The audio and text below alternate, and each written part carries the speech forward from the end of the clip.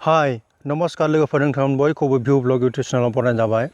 बे समाव दासिमनि मोननैसो आपडेट आङो नोंथांनि थाखाय लानानै फैदों। बेनि थाखायनो नोंथांमोना बे भिडिअखौ जागायनायनिफ्राय जोबजासिम नायलांदो जाहाथे बे भिडिअनि गासैबो आपडेटनि मोनसेबो मिस जाया। बेनि थाखायनो नोंथांमोना बे भिडिअखौ जागायनायनिफ्राय जोबजासिम नायलां। लेटेस्ट निउज आपडेट प्लिज डु साबस्क्राइब भिउ ब्लग इउटुब चेनेल। नोंथांमोना भिउ ब्लग इउटुब चेनेलखौ साबस्क्राइब खालामनानै लानो हागोन जाहाथे आङो जेब्लानो बेवहाय गोदानै भिडिअ आपल'ड खालामो अब्लानो बयनिख्रुइ गिबिसिन इमेलनि गेजेरजों खबर मोननानै नोंथांमोना बे भिडिअखौ नायनो हायो आरो गासैबो आपडेटखौ लानो हायो।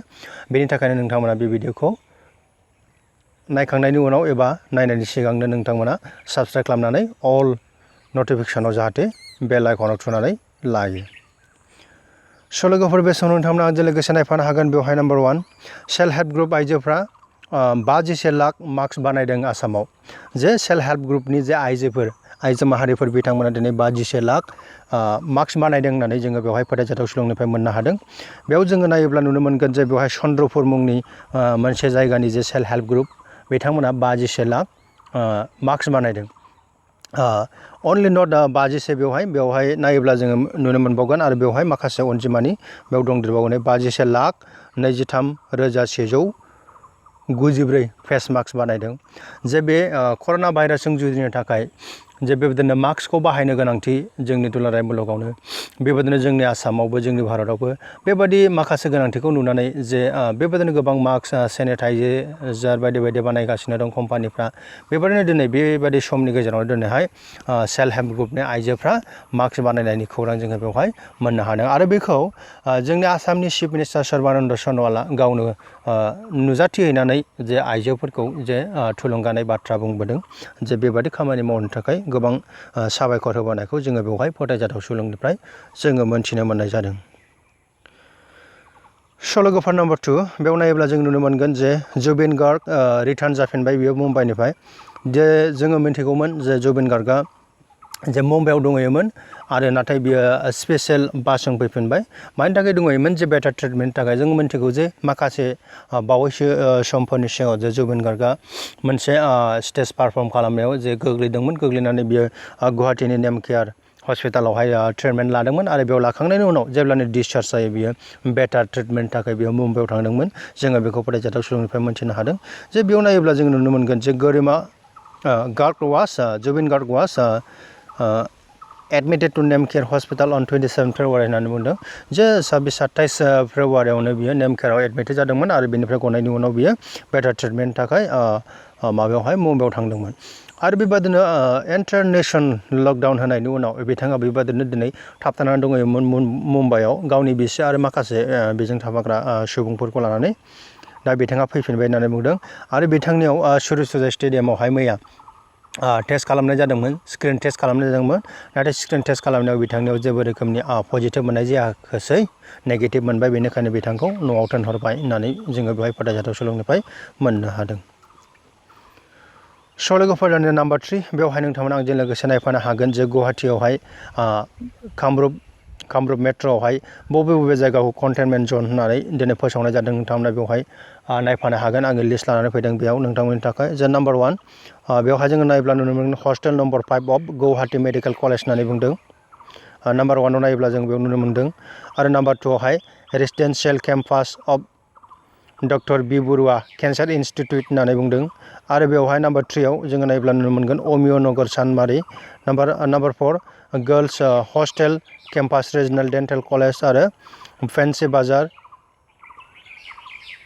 इनसार्कलिं राजकमल हटेल होननानै बुंदों आरो Kamarpara. Number 7 Santipur Bhupali road opposite to अल आश्रम रड होननानै बुंदों आरो नाम्बार 8आव जे पटसिल जिएस कल'नि आरो नाम्बार 9 फान बाजार रेलवे कल'नि। जे बिसोरखौ माने दिनैहाय कन्टेनमेन्ट जन होननानै दिनै डिक्लेयार खालामनाय जादों। नोंथांमोना बेवहाय नायनो हागोन भिडिअखौ पस्ट खालामनानै जाहाथे जुदि नोंथांमोना नुस्लाबाखैब्ला।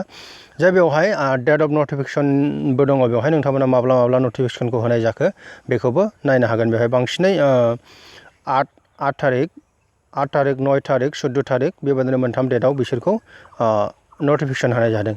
दा जोङो बेवहाय नुनो मोनबाय जे गुवाहाटीखौ बबे समाव मा जायगाखौ दिनै कन्टेनमेन्ट जन हिसाबै डिक्लेयार खालामनाय जादों। स' लोगोफोर बे समाव नोंथांमोना आंजों लोगोसे नायफानो हागोन नाम्बार 4 गुवाहाटी मेडिकेल कलेज हस्पिटालनि डक्टरफ्रा दिनैनिफ्राय डिउटिखौ बिसोरो डिउटियाव ओंखारफिनसिगोन जे बेवहाय जोङो मिथिनो मोन्दोंमोन जे गुवाहाटी मेडिकेल कलेजनि सासे पस्ट ग्रेजुएट जाय डक्टर फरायबाय थादोंमोन बिथांनियाव कर'ना भाइरास पजिटिभ मोननायनि उनाव जे बिथांखौ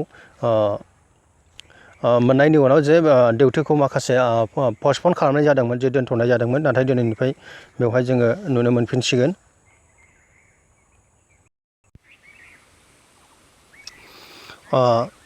बेवहाय डिउटिया जाफिनसिगोन होननानै बेयाव जोङो फरायसालियाव सुलुंनिफ्राय मोननो हानाय जादों बेयाव नायोब्ला नुनो मोनगोन जे GMC खौहाय जे डक्टर सुपारिनटेन्डेन्ट बिथां बे रमेन तालुकदार आरो बेजों लोगोसे गासै 386 सुबुङा बे गुवाहाटी मेडिकेल कलेजखौहाय दिनै सालायो होननानै जोङो मिथिनो मोननाय जादों जे बिनि माखासे वार्कारफोरखौ लाफानानै रमेन तालुकदारा बेवहाय पस्ट ग्रेजुएट स्टुडेन्ट डक्टर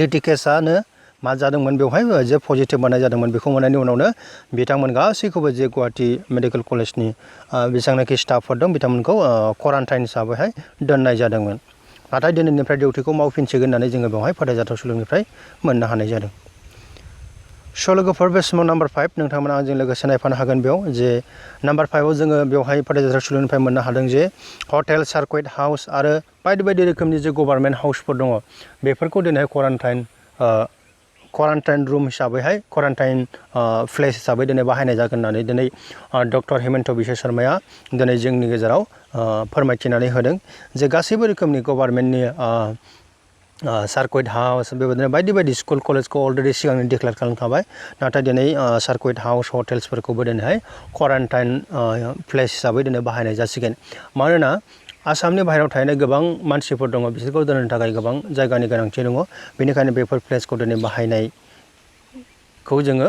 मोनथिनो मोन्दों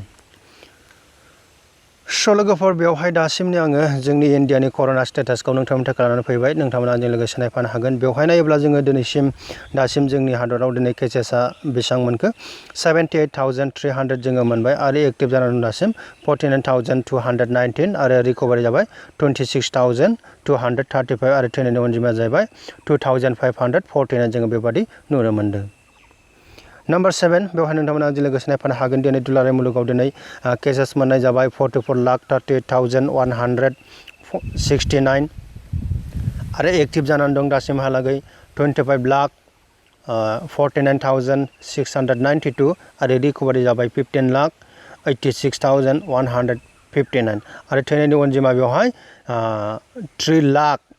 3,02,318 जाबाय बेवहाय 3 लाख सुबुङा कर'ना भाइरासजों दिनै दुलाराय मुलुगाव थैनायखौ जोङो नुनो मोननाय जादों स' लोगोफोर बेनिखायनो जोङो बुंनो हायो कर'ना भाइरासआ मोनसे गिख्रंथाव बेराम जोङो बेनिफ्राय बारग'नांगौब्ला जोङो बिनि थाखाय माखासे जोङो गाइडलाइन्सफोरखौ फल' खालामनांगोन मानोना जोङो मिन्थिगौ बे बेरामखौ सोखानो थाखाय दासिमबो थि रोखोमनि भेक्सिन ओंखारनाय जायाखै बेनिखायनो माखासे मेनटेन खालामनायनि गेजेरजोंसो गाइडलाइनखौ मानिनायनि गेजेरजोंसो जोङो बे बेरामखौ होबथानो हायो बेनो जाहैबाय ससियेल डिस्टेन्सिं जोङो मेनटेन खालामनांगोन सेनिटाइज खालामनांगोन जोङो सानफ्रोमबो आखाइ सुनांगोन गले आरो बेबादिनो जोङो नांगौनि बांसिन जोङो बायजोआव ओंखारनो नाङा खोब नांनायखिनियावल' ओंखारनांगौ थेवब्लाबो माखासे नियमफोरखौ जोङो फालिनानैसो जोङो ओंखारनांगौ जे जोङो खुगायाव मास्क गाननांगौ जे ससियेल डिस्टेन्सिंखौ मेनटेन खालामनांगौ अब्लासो जोङो बे बेरामनिफ्राय बयबो जानगाराव थानो हागोन स' लोगोफोर बेनिखायनो बे बेरामनिफ्राय जोङो जानगाराव थानो थाखाय बयबो स्टे हome, stay safe.